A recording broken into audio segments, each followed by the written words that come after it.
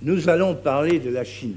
La Chine, un grand peuple, le plus nombreux de la Terre, une race où la capacité patiente, laborieuse, industrieuse des individus a depuis des millénaires compensé le défaut de cohésion et de méthode, le défaut collectif de cohésion et de méthode, et a bâti une très particulière et très profonde civilisation, un très vaste pays, géographiquement compact et pourtant sans unité, étendu depuis l'Asie mineure et les marges de l'Europe jusqu'à la rive immense du Pacifique, et depuis les glaces sibériennes jusqu'aux régions tropicales de l'Inde et du Tonkin. Un État plus ancien que l'histoire, toujours résolu à l'indépendance, qui s'est constamment efforcé à la centralisation, d'instinct replié sur lui-même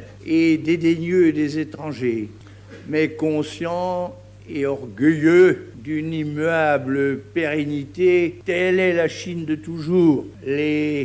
L'entrée en contact de ce pays-là avec les nations modernes lui a été très dure et très coûteuse. Les multiples sommations, interventions, expéditions, invasions européennes, américaines, japonaises lui ont été autant d'humiliations et de démembrement. Alors, tant de secousses nationales et aussi la volonté des élites de transformer coûte que coûte leur pays pour qu'il atteigne à la condition et à la puissance des peuples qui l'avaient opprimé, ont conduit la Chine à la révolution. Sans doute le maréchal Chiang Kai-shek à la valeur, au patriotisme, à la hauteur d'âme de qui j'ai le devoir de rendre hommage, certain que l'histoire et le peuple chinois en feront un jour autant. Le maréchal Chiang Kai-shek, après avoir conduit la Chine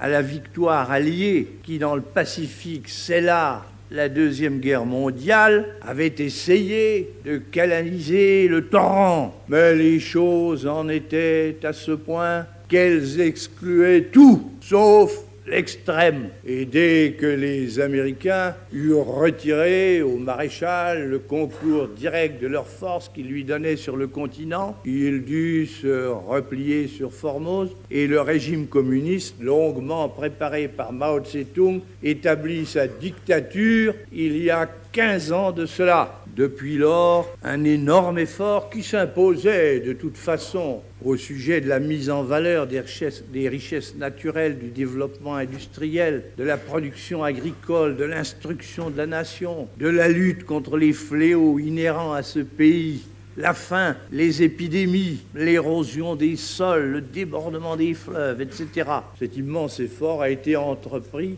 sur l'ensemble du territoire. Et c'est pourquoi l'attitude et l'action d'un pays de 700 millions d'habitants ne sont réglées que par son propre gouvernement.